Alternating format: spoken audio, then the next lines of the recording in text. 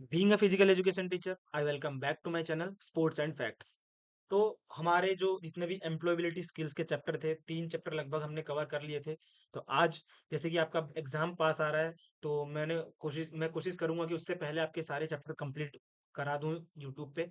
और आज जो हम उसमें चैप्टर जो कवर करने वाले हैं वो है हमारा एंटरप्रेन्योरशिप स्किल्स। कि एक एंटरप्रेन्योरशिप क्या होता है, इसके अंदर क्या स्किल्स हैं। इस चैप्टर के अंदर पूरा ओवरऑल क्या हम पढ़ने वाले हैं, ये सारा चीज आज हम देखेंगे। और साथ ही साथ इसमें जो इसके कुछ क्वेश्चंस भी करेंगे, जो इसमें बहुत ज्यादा इंपॉर्टेंट जो क्वेश्चंस लगते हैं वो मैंने बीच बीच में क्वेश्चंस भी करवाए हैं।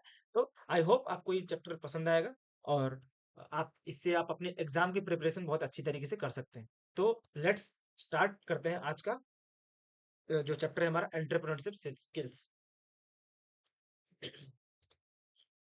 तो सबसे पहले जो इसका इंट्रोडक्शन में हम देखेंगे, let me choose the pen.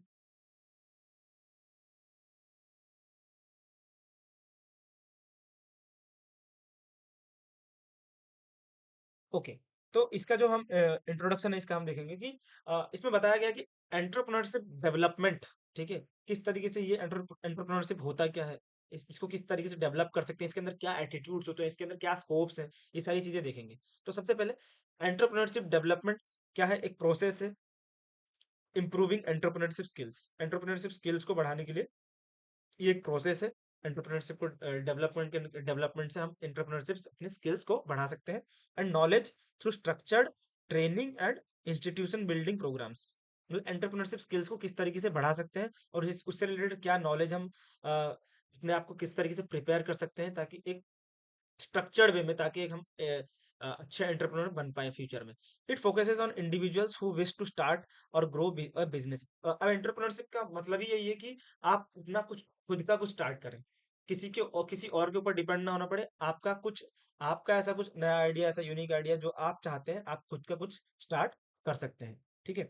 एक अच्छा एंटरप्रेन्योरशिप डेवलपमेंट करने के लिए, प्रोग्राम डेवलपमेंट के लिए क्या होता है, helps aspiring entrepreneurs identify and design innovative business opportunities. मतलब अगर आप इस चैप्टर को अच्छे से सीखते हैं तो आपके पास बहुत सारे आइडियाज और बिजनेस अपॉर्चुनिटीज आ सकते हैं, आप आइडियाज क्रिएट कर सकते हैं, जिससे आप भी एक एंटरप्रेन्योर बन सकते हैं फ्यूचर में। तो business opportunity service give ideas but must be analysed for the specific market situation before deciding. आप कोई अगर बिजनेस डिसाइड करते हैं, उससे पहले आपको पता होना चाहिए कि ये किस तरह का मार्केट सिचुएशन चल रहा है और वहां पे ये मेरा बिजनेस आइडिया जो है वो काम करेगा या नहीं करेगा। टू जज market potential it is useful to conduct need assessment और demand surveys before finalising programmes. मतलब ओवरऑल इसमें ये बोल रहा है कि कोई भी अगर आप बिजनेस कुछ करते हैं या कुछ स्टार्ट करना चाहते हैं, तो आपको ये पता होना चाहिए कि वो किस आपको मतलब पूरा एक एनालाइज आपको होना चाहिए, एनालिसिस आपके पास होना चाहिए कि ये पर्टिकुलर चीज मार्केट में काम करेगा या नहीं करेगा, या अगर हम इस पर्टिकुलर जगह पे लोकेशन डिपेंड डिपेंड करता है, ठीक है, करेगा या नहीं करेगा। तो इन सब के लिए आपको क्या करने पड़ेंगे, कुछ असेसमेंट करने पड़ेंगे, कुछ सर्वेस करने पड़ेंगे, और उसके बाद एक आप अपने एक फाइनल प्रोग्राम पे, आप अपने फाइनल डिसीजन पे आ सकते हैं। तो यही सारी चीज हमें बताता है, ये इंट्रोडक्शन में बताता है। और एक लास्ट जो है हमारा मोटिवेशनल इंटरवेंशन में भी रिक्वायर्ड, ठीक है, मोटिवेशन आपको चाहिए होगा to initiate growth and development of an enterprise. मतलब कोई भी एक एंटरप्राइज या कोई भी जो आपका कंपनी बोल दो, आपको अगर कुछ उसको रन करना है, कुछ चलाना है, और उसमें प्रॉपर आपका आइडिया, तो आपको एक मोटिवेशनल फैक्टर भी चाहिए। देन आप एंटरप्रेन्योरशिप डेवलपमेंट, मतलब आप अगर एंटरप्रेन्योरशिप बनना चाहते हैं, तो उसके आप अपने आप में कैसे एक वो एंटरप्रेन्योरशिप की जो क्वालिटी है कैसे आप डेवलप कर सकते हैं, ठीक है, वो सारी ट्रेनिंग में क्या क्या होता है वो हम देखेंगे भी। Training programmes should provide support for entrepreneurship orientation and awareness, ठीक है, उनके बारे में अवेयरनेस फैलाना, बताना। Development of competencies like knowledge, skills, attitudes, किससे रिलेटेड, उसी से रिलेटेड, एंटरप्रेन्योर से रिलेटेड। जैसे कि रिकॉग्नाइज मार्केट अपॉर्चुनिटीज, किस तरीके से आप रिकॉग्नाइज कर सकते हैं। Organise resources to meet those opportunities. फिर उसके बाद improve business performance for growth and competitiveness. तो ये सारी चीजें, ये जो 3 चीजें बोली गई है, ये आपके अंदर आपको आनी चाहिए, ठीक है। तो इन्हीं को अगर डेवलप करने को ही बोलते हैं, जो वो बोलते हैं एंटरप्रेन्योरशिप डेवलपमेंट। फिर उसके बाद एक मोटिवेशन, जो हमने पहले स्लाइड में देखा, लास्ट में लिखा था, एक मोटिवेशन भी एक इंपॉर्टेंट फैक्टर है। मोटिवेशन के बिना आप आ, आपके अंदर अगर मोटिवेशन नहीं होगा तो कोई काम नहीं होगा। आप कुछ कर रहे हैं तो ऑब्वियसली आपके अंदर थोड़ा मोटिवेशन होना बहुत जरूरी है, तभी तो आप किसी फोर्स के लिए ड्राइव करेंगे अपने आप को। फिर एक इंस्टीट्यूट है ठीक है, एक इंस्टीट्यूट है जिसको बोला गया शॉर्ट फॉर्म में NIESBUD, मतलब national institute for entrepreneurship and small business development. तो ये NIESBUD जो बोल रहे हैं, नेशनल, ये एन मतलब national institute for entrepreneurship and small business development, BU से बिजनेस और D से डेवलपमेंट, ये यहाँ पे है। तो ये क्या है, ये क्या बोलते हैं, is a premier organisation of the ministry of skill development, मतलब मिनिस्ट्री ऑफ, ये आप याद रखिए कि क्या पता क्वेश्चन पूछ दे।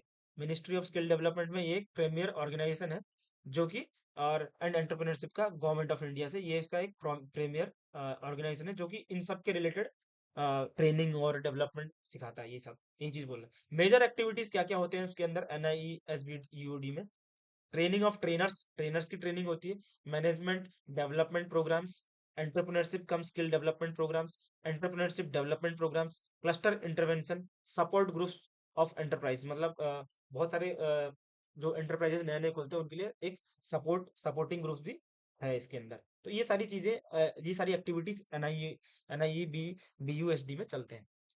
Then entrepreneurship and entrepreneur in, entrepreneurship क्या है और एंटरप्रेन्योर क्या है।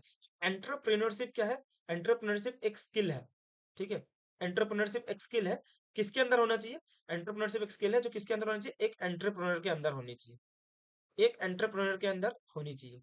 तो एंटरप्रेन्योरशिप एक स्किल है, ठीक है, ये जो एंटरप्रेन्योरशिप ये स्किल है, और ये किसके अंदर होना चाहिए, एक एंटरप्रेन्योर के अंदर होना चाहिए। तो एक एंटरप्रेन्योर के अंदर क्या स्किल होनी चाहिए, एंटरप्रेन्योरशिप की स्किल होनी चाहिए, तभी तो वो कर पाएगा अपना कुछ। तो इन दोनों में ये डिफरेंस है, वही चीज यहाँ पे बोला गया। तो वे कोल थे, उन्होंने क्या बोला, entrepreneurship is a purposeful activity to initiate, maintain and expand profit oriented business. Entrepreneurship उसको बोला था, ये कोल ने बोला था। तो उसके बाद स्टीवनसन एंड जरीलो ने, इन सब ने अलग अलग चीजें बोली है यहाँ पे, कि इन्होंने बोला the process by which individuals pursue opportunities without regard to the resources they currently control. Then last में, इसलिए एंटरप्रेन्योरशिप को क्या बोला गया, इज एन इकोनॉमिक प्रोसेस। ये एंटरप्रेन्योरशिप क्या है, एक इकोनॉमिक प्रोसेस है, इन विच एन आइडिया और अपॉर्चुनिटी इज जनरेटेड, जहां पे एक एक आइडिया या फिर एक अपॉर्चुनिटी जनरेट करते हैं, वो है एंटरप्रेन्योरशिप हमारा। या उस आइडिया या अपॉर्चुनिटी को क्या होता है, जनरेट किया जाता है, या तो रिफाइंड किया जाता है, या तो डेवलप किया जाता है, या इम्प्लीमेंट किया जाता है, क्या, प्रॉफिट कमाने के लिए, ठीक है, किस under under uncertainty by using resources effectively, मतलब किसी के अंदर उसको यूज किया जाता है। तो ये है एंटरप्रेन्योरशिप।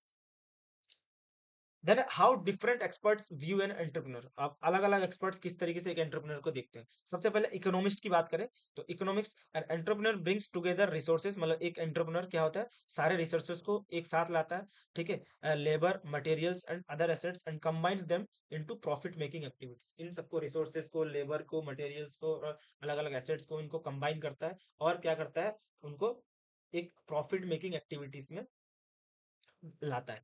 तो एक साइकोलॉजिस्ट के नजर से क्या है, an entrepreneur is a person driven by an inner psychological force, ठीक है, एंटरप्रेन्योरशिप कौन है, एक वो पर्सन है, वो इंडिविजुअल है, जो एक अपने इनर साइकोलॉजिकल फोर्स से ड्राइव होता है, और need to achieve creating a desire to obtain accomplish something, मतलब उसके अंदर एक डिजायर होती है, तो कुछ करना है और कुछ अकम्प्लिश करना है, मतलब यानी कि कुछ अचीव करना है या कुछ पाना है, एक साइकोलॉजिस्ट के हिसाब से।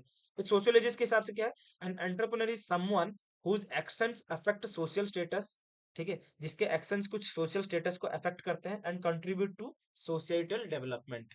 मतलब एक सोशियोलॉजिस्ट के तरफ से क्या है, कि एंटरप्रेन्योरशिप क्या करता है, उसके एक्शंस जो है वो सोशल स्टेटस को अफेक्ट करता है, और वो कंट्रीब्यूट करता है सोसाइटी में किस तरीके से डेवलपमेंट आ सकता है।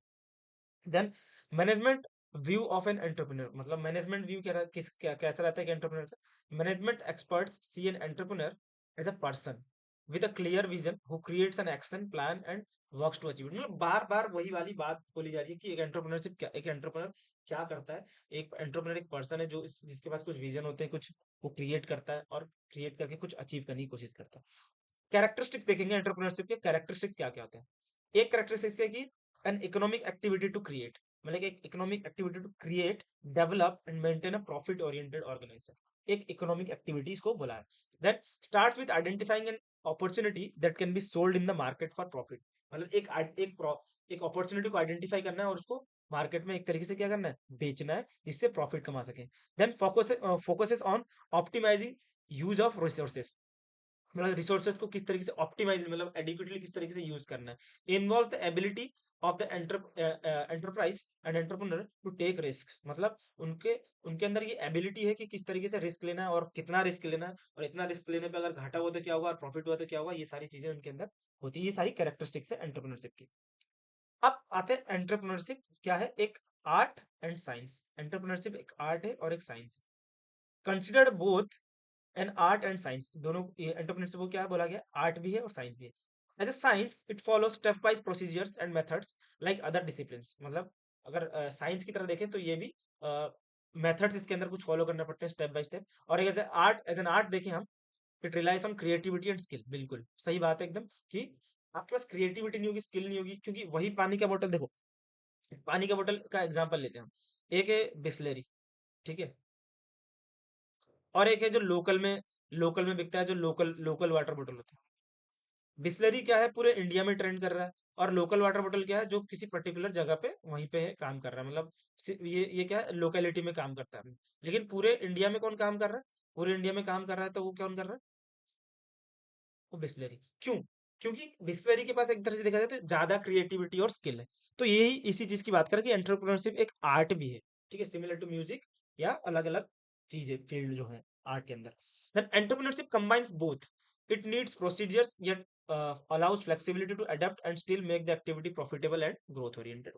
वही बात कर रहा है कि दोनों चीजें इसके अंदर है। इसलिए entrepreneur organises various resources to make an opportunity purposeful and may treat profit as a measure of achievement, not only motive। तो ये बात कर रहा है यहाँ पे कि एंटरप्रेन्योर क्या है, क्या करता है, ऑर्गेनाइज करता है अलग अलग रिसोर्सेस को, उसको पर्पसफुली किस तरीके से यूज करना है और किस तरीके से उसमें से प्रॉफिट जनरेट करना है, ठीक है, और प्रॉफिट जनरेट करके किस तरीके से हम अपने टास्क को अचीव कर सकते हैं। एक सक्सेसफुल एंटरप्रेन्योर की क्या क्वालिटीज होती है, एक तो है सबसे पहली क्वालिटी इनिशिएटिव।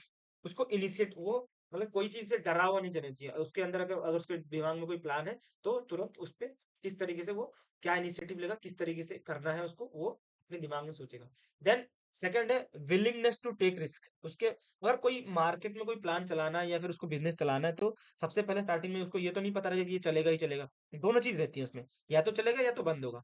तो एक एंटरप्रेन्योर के अंदर क्या होना चाहिए, एक एक उसके अंदर एक रिस्क लेने की कला होनी चाहिए उसके अंदर। Then ability to learn from experience, और ये होनी चाहिए कि अगर फेल हुआ तो क्या करना, किस तरीके से सीखना उससे, और अगर पास हुआ तो फिर किस तरीके से सीखना। तो ये एक एबिलिटी उनके अंदर होनी चाहिए। देन मोटिवेशन, जिसकी बात शुरुआत से ही कर रहे हैं, मोटिवेशन के बिना कुछ हो नहीं सकता है। तो उनके अंदर हमेशा एक उनको अपना खुद का एक हाईली हाई हाई मोटिवेशन रखना पड़ेगा। फिर लास्ट में जो चीज है वो है सेल्फ कॉन्फिडेंस। सेल्फ कॉन्फिडेंस का होना बहुत जरूरी है, अगर खुद के आत्मविश्वास नहीं है तो वो कोई चीज नहीं कर सकते हैं। तो इससे क्या है, लीडरशिप की क्वालिटी उनके अंदर होनी चाहिए। भाई कितने तरह के ये है, ये इसको आप मार्क कर लो, जो ये इंपॉर्टेंट है, ये पूछ सकता है शायद एग्जाम में। तो टाइप्स ऑफ एंटरप्रेन्योर्स कितने तरह के एंटरप्रेन्योर्स होते हैं। तो सबसे पहला है सर्विस एंटरप्रेन्योर्स। क्या होता है service entrepreneurs, create a new market for services और provide services in an existing market, मतलब ये एक नया मार्केट क्रिएट करेंगे सर्विसेज के लिए, और जो जो सर्विसेज पहले से मार्केट में है वहीं पे बेचेंगे। और convert an idea into a service, कोई एक आइडिया को ये सर्विस में तुरंत बदल देंगे, नॉट प्रीवियसली अवेलेबल, जो पहले से अवेलेबल नहीं है उसको कोई एक आइडिया को सर्विस में बदल देंगे और उसको फिर मार्केट में लाने की कोशिश करेंगे, irrespective of scale but essentially service oriented. ये इसलिए सर्विस ओरिएंटेड है, मतलब कोई एक आइडिया को सर्विस में ढाल देंगे और उसके बाद उसको उसमें जाएंगे वो। Then business entrepreneurs engage mainly in business and trading not manufacturing, ठीक है, ये इनका मेन काम यही है, बिजनेस में ट्रेड मेनली बिजनेस में करना और ट्रेडिंग में करना, मैन्युफैक्चरिंग में नहीं हुआ। कुछ कुछ होते हैं जो एंटरप्रेन्योर जो मैन्युफैक्चर करते हैं, नया चीज बनाते हैं, लेकिन इनका नहीं, इनका डायरेक्ट करना है बिजनेस करना। Identify product potential and then stimulate demand, sometimes bringing existing foreign products to the local market, मतलब पहले से जो बने बनाए चीजें रहते हैं उन पे काम करते हैं, ठीक है। कुछ फॉरेन प्रोडक्ट होते हैं जो लोकल मार्केट में नहीं होते हैं, लेकिन ये बनाते नहीं है, वो फॉरेन प्रोडक्ट पहले से बने बनाए वहां से उठा के लाके लोकल मार्केट में बेचते हैं और वो भी सक्सेस होता है। उनको कहते हैं business entrepreneur. Then industrial entrepreneur, ये क्या है एसेंशियली, ये इंडस्ट्रियल एंटरप्रेन्योर क्या है, इसी का सेम ऑपोजिट। ये क्या करता है, ये मैन्युफैक्चर करते हैं, ठीक है, ये चीजों को मैन्युफैक्चर, जैसे textile, electronics, machine, tools, etcetera. Then agriculture entrepreneurship, आपको नाम से ही समझ में आ रहा होगा, use new and innovative technology in agriculture to increase yield. ठीक है, एग्रीकल्चर की फील्ड में नया मतलब ज्यादा प्रोडक्शन बढ़ाने के लिए ये नए नए टूल्स और नए नए टेक्नोलॉजी का जो यूज करते हैं ये एग्रीकल्चर एंटरप्रेन्योर्स होते हैं। ठीक है, देन ए टेक्निकल एंटरप्रेन्योर, ये इनका काम क्या है, use technical expertise. Technical expertise को ये यूज करते हैं टू क्रिएट और इम्प्रूव मशीन्स, जो मशीन्स पहले से हैं। टेक्निकल एंटरप्रेन्योरशिप क्या करते हैं, वो उनमें क्या ऐसा लगा कि उन उन मशीन्स की एफिशिएंसी को और बढ़ा सकते हैं, क्या टूल्स लग सकते हैं, क्या मेथड्स है, क्या प्रोसेसेस है जिनकी वजह से वो मशीन्स को और बढ़ा सकते हैं। ये टेक्निकल एंटरप्रेन्योरशिप एंटरप्रेन्योर्स करते हैं ये काम। और इनका मेन एम ही होता है कि इंडस्ट्रियल प्रोसेसेस को किस तरीके से और ज्यादा एफिशिएंट और इनोवेटिव बनाना है, ये टेक्निकल एंटरप्रेन्योर्स का काम होता है। तो अ, ये जो टाइप्स थे पांच जो थे, और कितने टाइप के एंटरप्रेन्योर हैं। उसके बाद नॉन टेक्निकल एंटरप्रेन्योर्स देखिए, work on non technical aspects such as, मतलब ये नॉन टेक्निकल एस्पेक्ट्स। अब देखिए नॉन टेक्निकल एस्पेक्ट्स क्या होते हैं, सच एज मार्केटिंग, डिस्ट्रीब्यूशन और सर्विसेज सपोर्टिंग टेक्निकल एंटरप्रेन्योर्स, ये सब। Not know directly involve in manufacturing operation, ये इनका काम क्या है, एडवर्टीज, एक तरीके से देख लो आप कि एडवर्टीजमेंट का जो काम रहता है। पता तो है प्रोडक्ट बन गया है, लेकिन जगह जगह जाके एडवर्टीज करना है, उस प्रोडक्ट के बारे में बताना है, तो ये ज्यादातर नहीं बताते। तो ये नॉन टेक्निकल एंटरप्रेन्योर्स का काम रहता है। देन प्रोफेशनल एंटरप्रेन्योर क्या होता है, start a venture, nurture it to self sustaining level, then sell it and move on to a new project, repeating the cycle. अब ये क्या करते हैं, एक कोई वेंचर स्टार्ट करते हैं और उसको सब कुछ अपने लेवल पे करके देखेंगे और कितना चल रहा है क्या चल रहा है, उसके बाद उसको बेचेंगे। फिर उसके बाद बेचने के बाद उसी प्रोजेक्ट को दोबारा से करेंगे और फिर नई जगह पे जाएंगे। ये प्रोफेशनल एंटरप्रेन्योर का काम रहता है। आईटी एंटरप्रेन्योर्स क्या होता है, ये स्पेसिफिकली जो हमारे आईटी वाले जितने भी होते हैं उनमें इनका काम रहता है, सॉफ्टवेयर से रिलेटेड सारा काम रहता है ये। और ये फोकस करते हैं किस पे, देखो, innovation in software, IT services and digital solutions, unlike other technical entrepreneurs who may work in electronics, mechanical and civil fields. ये आईटी एंटरप्रेन्योर्स का काम होता है। तो ये सारे जो थे, आपने इस तरफ जो देखा, ये तीन और टाइप थे। और ये अभी जो आने वाला है, ये तीन और टाइप है, जो वुमेन एंटरप्रेन्योर्स। ठीक है, नाम से ही समझ में आ रहा है, women who take up entrepreneurship, वो women entrepreneurs. Social entrepreneurs, develop and implement solutions aimed at social, cultural, environmental benefit, not just profit. ये क्या होता है, हाँ, ये सोशल एंटरप्रेन्योर्स जो होते हैं, ये क्या करते हैं, ये अपना प्रॉफिट के लिए काम नहीं करते हैं। ये काम करते हैं किस तरीके से, अगर सोसाइटी में कोई प्रॉब्लम है, सोसाइटी में अगर कोई प्रॉब्लम है, तो किस तरीके से उनके प्रॉब्लम को मिनिमाइज कर सकते हैं, ये सोशल एंटरप्रेन्योर्स का काम रहता है।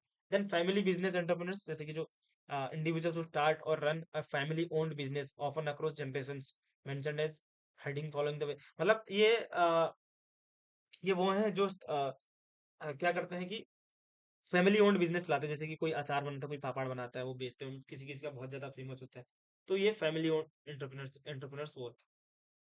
उसके बाद first generation entrepreneurs. First generation entrepreneurs कौन से थे, डेफिनेशन। अब फर्स्ट जनरेशन एंटरप्रेन्योर्स क्या होता है, individuals who start businesses without any prior entrepreneurship background in their family. मतलब वो इंडिविजुअल जिनका कोई बैकग्राउंड नहीं है पहले से एंटरप्रेन्योरशिप चलाने का, मतलब या एंटरप्रेन्योरशिप का कोई एक्सपीरियंस नहीं है जिनको। ठीक है, जो पहली बार चला रहे हैं फर्स्ट टाइम, तो वो है हमारे first generation entrepreneurs. They come from diverse backgrounds and different age groups, no family business experience और इनहेरिटेड नॉलेज उनके पास नहीं होता, वो खुद का नया एकदम करते हैं। Examples of age range, 50-year-old starting their first business is a first generation entrepreneur. A 17-year-old launching their first venture is also a first generation entrepreneur। इनसे एज से कोई रिलेटेड नहीं है, कोई रिलेशन नहीं है। अगर उस पूरे उनके खानदान में कोई नहीं है, वो पहली बार कर रहे हैं, तो वो फर्स्ट जनरेशन एंटरप्रेन्योर्स होते हैं। कहीं आप जनरेशन उनके एज वाइज लगा दें तो वो नहीं है, फर्स्ट जनरेशन एंटरप्रेन्योर सिंगल वही। फिर role and functions of an entrepreneur, एक एंटरप्रेन्योर का क्या रोल है, क्या फंक्शन है, वो देखेंगे। सबसे पहला है आइडेंटिफाइंग एंटरप्रेन्योरशियल अपॉर्चुनिटी, अपॉर्चुनिटी को ढूंढना। ये हमने पिछले में भी देखा, ये कैरेक्टरिस्टिक्स में भी यही चीज देखी थी हमने कि अपॉर्चुनिटी को ढूंढना ये एक एंटरप्रेन्योर का रोल है। Then turning ideas into action. ठीक है, आइडियाज को एक्शन में, अब मैंने वहां पे बताया था कि आइडिया को एक्शन में कौन लाते हैं, जैसे सर्विस एंटरप्रेन्योर्स थे जो हमारे, सर्विस एंटरप्रेन्योर्स बताया था ना, वो यही करते हैं, आइडिया को एक्शन में लाते हैं।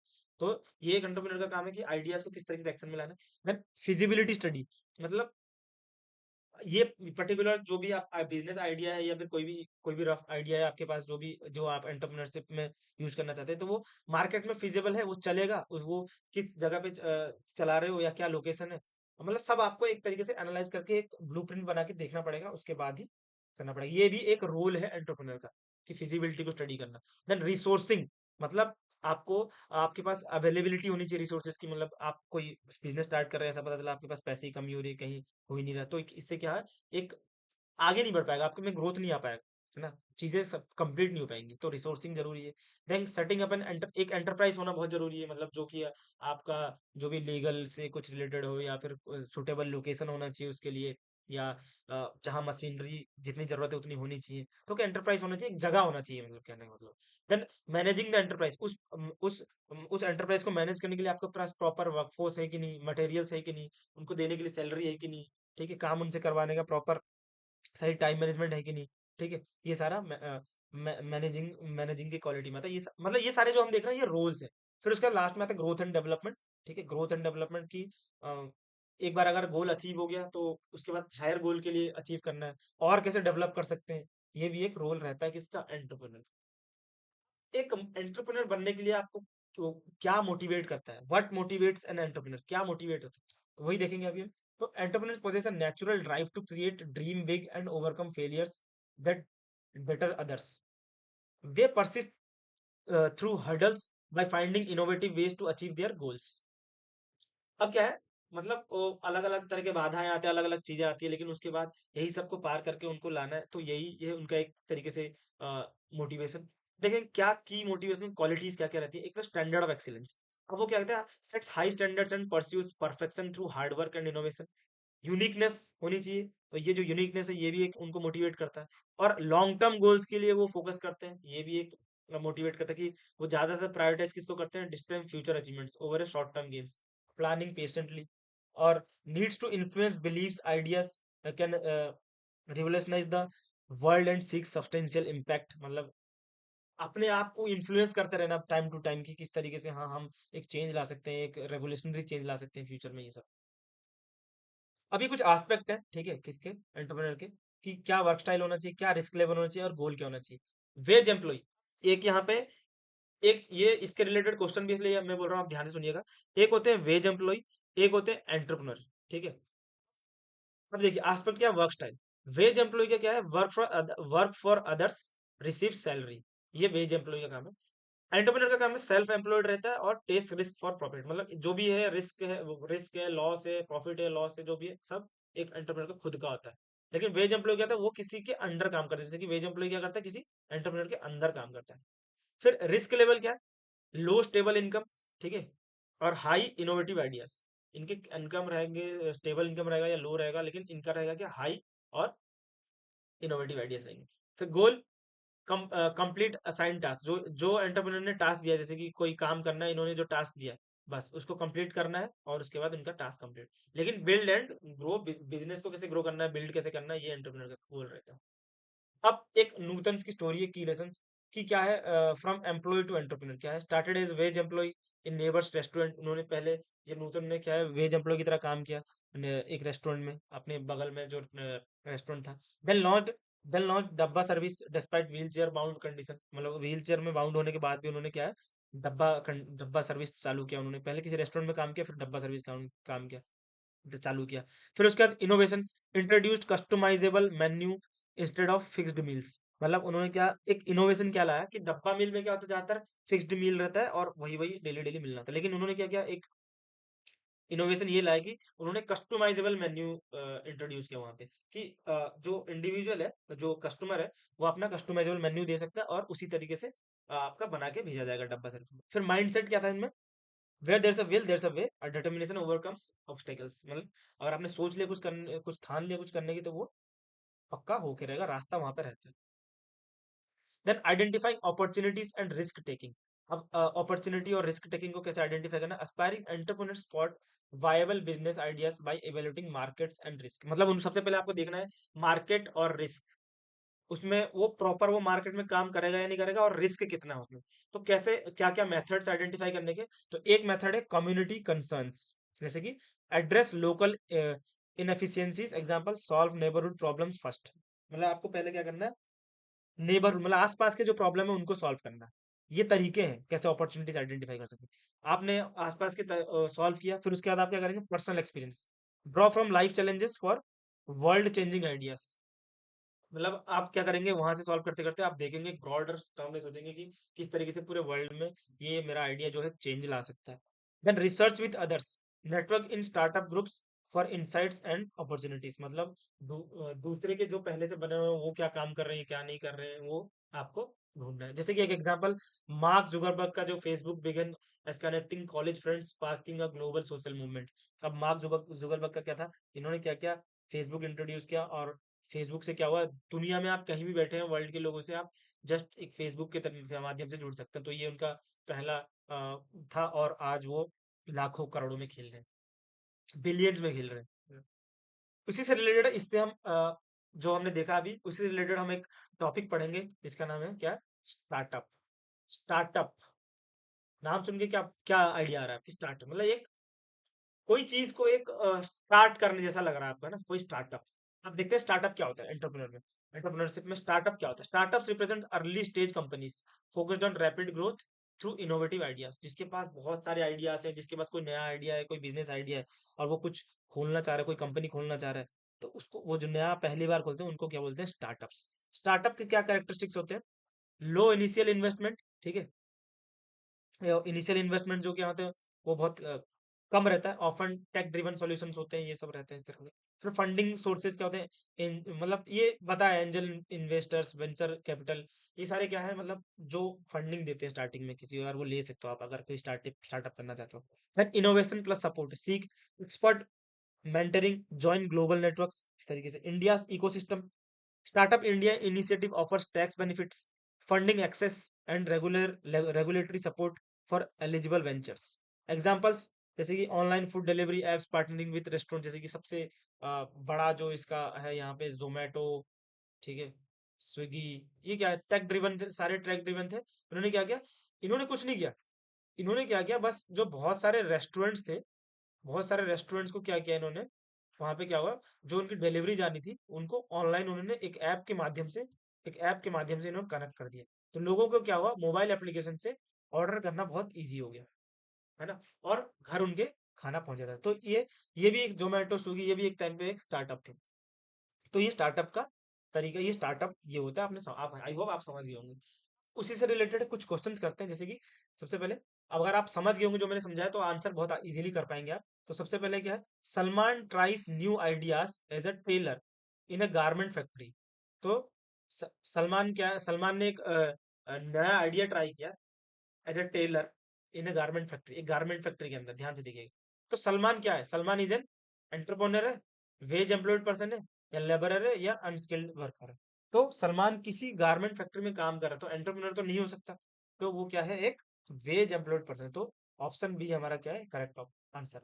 Then Prashant works for Surabhi, who is who is a business woman, ठीक है, प्रशांत क्या है, किस सुरभि के लिए काम कर रहा है, और सुरभि क्या है, एक बिजनेस वुमन है। तो प्रशांत क्या हुआ, प्रशांत इज एन, प्रशांत भी एक क्या होगा, क्योंकि एंटरप्रेन्योर कौन होगा, एंटरप्रेन्योर होगा सुरभि, एंटरप्रेन्योर होगी सुरभि, लेकिन प्रशांत उसके नीचे काम करता है, तो वहां पे उसको पर्टिकुलर एक सैलरी पे रखा गया, तो वो होगी, वो क्या होगा, प्रशांत क्या होगा, एक वेज एम्प्लॉयड पर्सन होगा। तो टू का भी आंसर क्या है, हमारा बी है। Then Riddhi owns a construction company and takes risky decisions in her work every day।